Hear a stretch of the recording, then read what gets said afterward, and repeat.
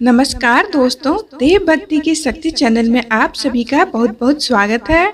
आज मैं आपको जीवित पुत्रिका यानी जितिया व्रत की एक पौराणिक कथा सुनाने जा रही हूँ। एक समय की बात है, गंधर्वों के एक राजकुमार थे जो बहुत ही दयालु, उदार और परोपकारी थे।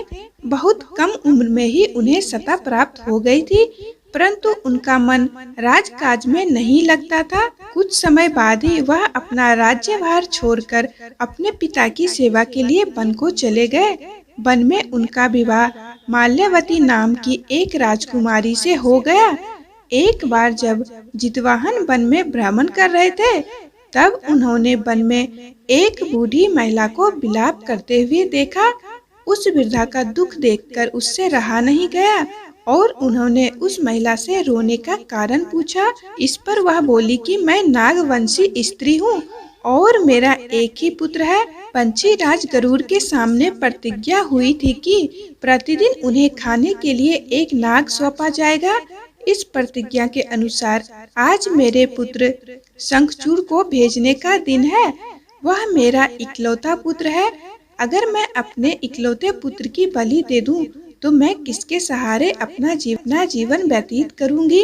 बूढ़ी औरत की बात सुनकर राजकुमार को दया आ गई। उन्होंने कहा, मैं आपके पुत्र के प्राणों की रक्षा करूंगा।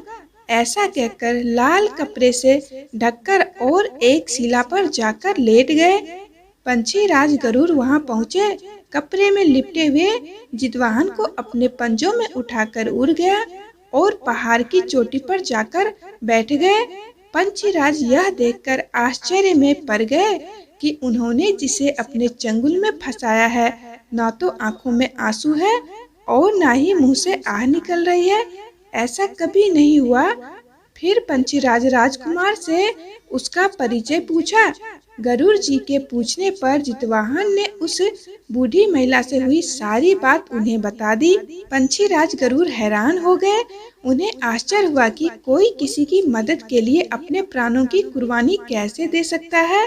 गरुड़ राजकुमार जितवाहन की बहादुरी देखकर बहुत प्रसन्न हुए और उन्होंने राजकुमार को जीवन दान दे दिया। और गरुड़ राज ने यह भी वचन दिया कि भविष्य में कभी भी नागों की बलि नहीं लेगा वह।